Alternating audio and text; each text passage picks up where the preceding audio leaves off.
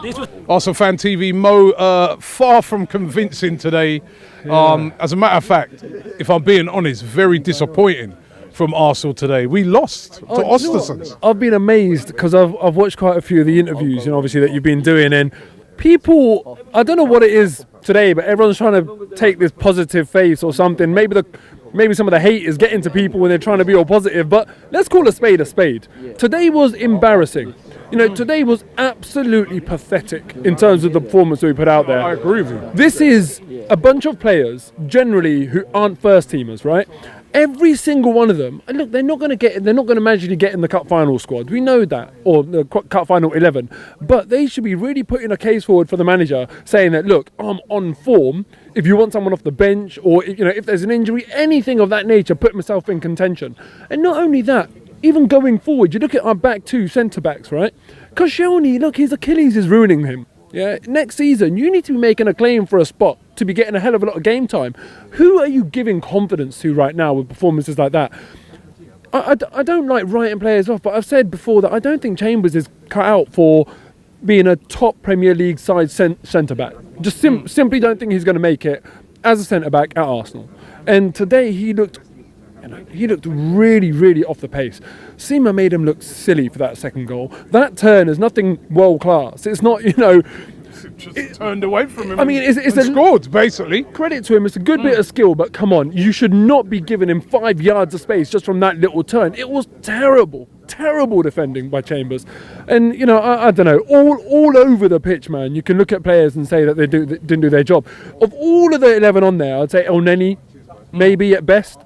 But even generally, we look at Jack Wilshere with rose-tinted glasses quite a lot of the time, and even today we're saying, he wasn't very good either. It was absolutely pathetic. And the team got booed off at half-time, and rightly so. I hate booing the team. I didn't actually boo them, but I'm glad other people did, because it's our only point of contact with them during the game, isn't it? We've got to be able to make ourselves heard. Players, as we've been seeing this week, get annoyed with fans criticising them. But it's a two-way street. But at the end of the day, they criticise when the performances are not good enough, and you're right. I agree with you, Mo. The performance tonight, I think, was pathetic. Yeah, it was what I saw, pathetic. Maybe not in the second half, but in the first and the second, Robbie, and the second. Let's be real about this. And the second half, I thought there was an improvement. But the first half, but when we're saying that, we're talking about going forward, look like a bit more of a threat. We got a goal. A game like this, we should be dominating. They should not be getting a sniff. Even in the second half, they were getting way too close to our box. If you look at how many touches they had in our penalty area in the second half, that should not be happening.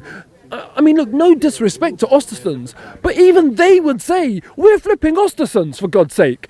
I mean, congratulations to them. Look, I don't want to, not be at all gracious. Congratulations to Östersunds. It's a great result for them, but this is one of the most, if not the most memorable result in their history. They lost the game today, and they celebrated in the stands. They won. They won. Sorry, they lost the tie. Yeah, they lost the tie. They lost the tie. What games are you watching? Sorry, they lost the tie. They lost the tie. They won the game today, and they were celebrating in the stands, even though they lost the tie. Is what I was trying to say. Now, the point is, we've got through, and we're disappointed, and rightly so. They've lost the game. Lost the tie, and they're celebrating. That just shows just how much of an achievement it was. The players were going over to the fans. I actually walked around the stadium to get closer to the away section to clap off the other team, to clap Östersunds off, and to watch that interaction, because it's heartwarming. It was such a big result for them. But let's call a spade tonight. It was pathetic. Can we improve on Sunday? Oh, I don't know. But do you know what really annoyed me in the week? The Arsenal Twitter account, for example, tweeting all this overconfident stuff about, let's finish it off, on Thursday. You would not be doing that if it was a second leg against Bayern. Have a bit of humility, because we know as Arsenal fans, we can mess any game up. So going on to Sunday, look, of course we can win. Every time you ask me that, it's your favourite question as well. But every time you ask me that question, I'll say, yeah, we can win. But are we going to? Are we the favourites? So I'm asking you. I don't think we will. I really don't think we will, because City, having been dumped out of the FA Cup, are going to get a rollicking. You saw how riled up Pep Guardiola was at the end of that game. Do you think he's going to go down easy now? When a big team loses, they generally come back with a reaction. It's bad news for us that they lost. Some people are looking at it looking at it in an optimistic way, saying that, oh, their loss is a bit of a crisis, they'll be nervous.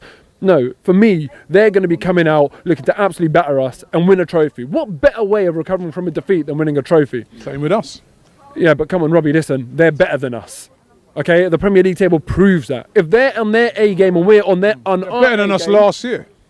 No, and do you know what? Last year, Pep Guardiola sabotaged his own season with his ridiculous fullback choices, with his ridiculous goalkeeper choice. This year, he's corrected those errors. And when they're on their A game, they're better than us. They're better than any team in the country when any other team is on their A game. So if they bring their A game, we're losing the game. Simple as that. We just got to hope that we can perform. And obviously, look, it's not going to be this team. It's going to be a different bunch of 11 players. We've got to perform to a much better standard and hope that, they make a couple of mistakes. And just one word for Maitland-Niles. Look, people giving him stick, come on. He's a kid. We're talking about him in terms of his experience in minutes, not games. He's so inexperienced. He had a bad half today. We've had Sol Campbell at this ground having a bad half and going off at half time, for God's sake. He's an experienced player. Give him some stick when he does it. Ashley Maitland-Niles, come on, give the guy a bit of credit. He's a young kid. He's come in. He's performed very well.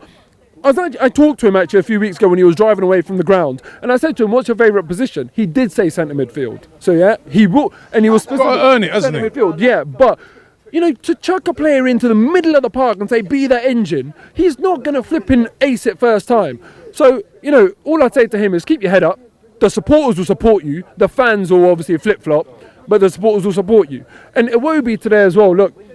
Terrible game. Let's call a spade a spade. He was having a terrible game, but what I would say to him, man, a minute to go, he gets the ball and he crosses it in, and I'm fearful for him. It got to that stage where I'm actually fearful for him, and someone behind me even said, if he gives it away, he's going to get torn apart. We're not cultivating a very decent environment for our players. We're not cultivating a very supportive environment for our players, and I know that they get paid, so they have to turn up. But even the fans today, come on, how uninspiring is it for the team if half of the fans don't turn up? And my request to Ivan Gazidis and the suits in the club, implement a scheme so that home fans are rewarded for attending and penalised for not attending. If you do that, and I've said this in the past, right? If for every game you don't attend, your season ticket for the next year goes up by £20, and if you renew it, that additional fund goes to the Arsenal Foundation. Do something good with it. I'm not saying fleece the fans, but discourage people who don't want to bother attending games. Encourage people that do want to attend games. Then you'll see a better atmosphere. Then you'll see a more inspiring environment for the Arsenal players. Honestly, every area of this club needs to feed into a common view or common desire to succeed. And until we fix little things like this, we're not going to get there. So please do something about that.